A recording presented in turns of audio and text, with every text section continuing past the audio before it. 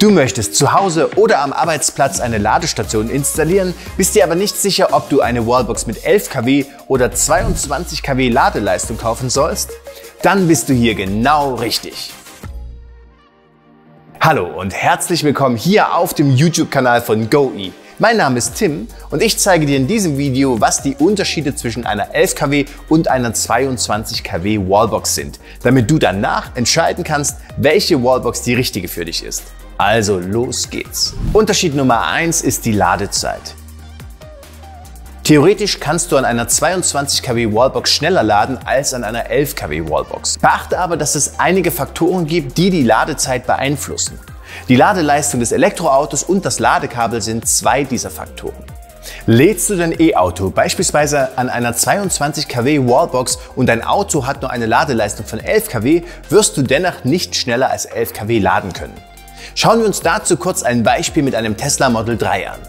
Der Tesla Model 3 hat eine Batteriegröße von 60 Kilowattstunden, eine maximale AC-Ladeleistung von 11 kW, erlaubt dreiphasiges Laden und erlaubt einen Ladestrom von bis zu 16 Ampere bei AC-Ladestationen. Egal ob du den Tesla an einer 11 kW Wallbox oder 22 kW Wallbox lädst, das Auto wird ungefähr 6 Stunden bei maximal 11 kW von 0 auf 80% laden. Eine 22 Kilowatt Wallbox ändert hier also nichts an der Ladezeit, weil das Auto einfach nicht mehr zulässt. Wie vorhin erwähnt, beeinflussen aber nicht nur die Eigenschaften des E-Autos die Ladezeit, sondern zum Beispiel auch das Ladekabel.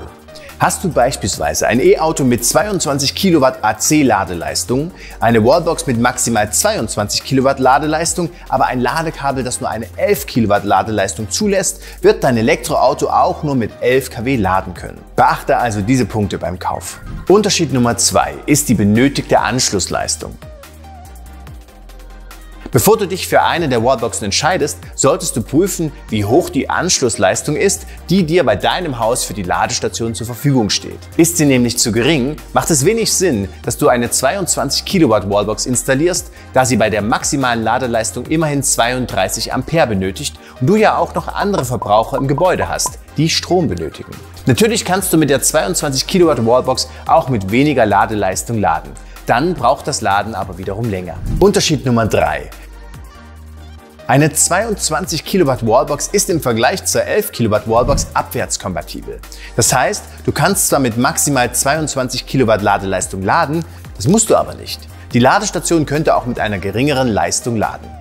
Mit einer 11 kW Wallbox bist du jedoch an die maximale Ladeleistung von 11 kW gebunden. Unterschied Nummer 4 ist, dass das Laden mit einer 11 kW Wallbox ein klein wenig batterieschonender ist. Das merkt man aber kaum und sollte daher nicht der ausschlaggebende Faktor für deine Entscheidung sein. Deutliche Unterschiede gibt es nur beim DC-Laden. Lädst du dein E-Auto nämlich regelmäßig an einer DC-Ladestation, also einer Schnellladestation, ist es für den Akku ungesund, da du ihn mit der hohen Ladeleistung stark beanspruchst. Solltest du mehr zum AC-DC-Laden erfahren wollen, dann schau dir unser Video dazu an, welches wir dir am Ende dieses Videos verlinkt haben. Ein weiterer Unterschied ist die Melde- und Genehmigungspflicht.